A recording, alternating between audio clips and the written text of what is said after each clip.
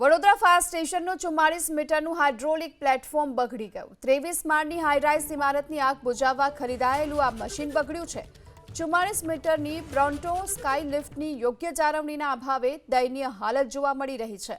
Makarpura GIDC fire સ્ટેશનના પતરાના શેડમાં આ 12 કરોડનું મશીન રાખવામાં આવ્યું છે। હાઇડ્રોલિક મશીનની જાળવણીના અભાવે 13થી પણ વધુ પાર્ટ્સ બગડી ગયા છે અને 12 કરોડના ખર્ચે ફિનલેન્ડથી ખરીદવામાં આવ્યું હતું આ હાઇડ્રોલિક મશીન। છેલ્લા 12 વર્ષમાં 20થી વધુ હાઈરાઇઝ ઇમારતની આગ કાબૂમાં લેવાઈ આ મશીનની મદદથી।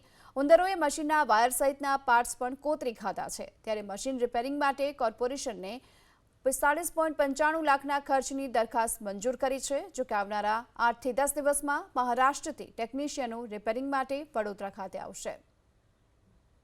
44 મીટરનું હાઇડ્રોલિક પ્લેટફોર્મ બગડ્યું છે અને તેની રિપેરિંગ માટે વડોદરા કોર્પોરેશનની જે સ્થાયી સમિતિની અંદર 45 લાખનું બજેટ પણ મંજૂર કરવામાં આવ્યું છે। આપ અત્યારે જોઈ રહ્યા છો તે 44 મીટરનું હાઇડ્રોલિક આ પ્લેટફોર્મ છે અને આ પ્લેટફોર્મથી જે 44 મીટર ઊંચી ઇમારતની અંદર જો કોઈ ફસાયું છે તો તેને કાઢવા માટેની કામગીરી સહિત આગ બુઝાવવાની કામગીરી 44 મીટરની બોન્ટો સ્કાય લિફ્ટ એટલે કે આ હાઇડ્રોલિક એલિવેટેડ પ્લેટફોર્મ છે। છેલ્લા અનેક વર્ષોથી કામગીરી કરી રહ્યું છે। 12 કરોડની અંદર તે ખરીદવામાં આવ્યું હતું અને તેને ખરીદીને પણ આજે 10 થી 12 વર્ષ પૂર્ણ થયા છે। 44 મીટરના એલિવેટેડ પ્લેટફોર્મનો લગભગ છેલ્લા 10 થી 12 વર્ષમાં 20થી વધુ વાર ખર્ચ થઈ ચૂક્યો છે। ત્યારે આ જે પ્લેટફોર્મ જોઈ રહ્યા છો તેની યોગ્ય જાળવણી ન થતાં હવે તેની કામગીરી કરાવવી જરૂરી છે। ફિનલેન્ડથી આ ખરીદાયું છે અને તેના ટેકનિશિયનો મહારાષ્ટ્રથી આવશે। 44 મીટરમાં સેન્સર બગડ્યું છે, હાઇડ્રોલિક જેક અને એલઈડી ડિસ્પ્લે પણ બગડી ગયું છે એટલે કે તેને પ્લેટફોર્મને હાલ રિસ્ક સાથે કામગીરીમાં ન લઈ શકાય। નિકુંજ આઝાદ ફાયર ઓફિસર આપણી સાથે જોડાયા છે, તેમની સાથે વાત કરવાની કોશિશ કરીએ।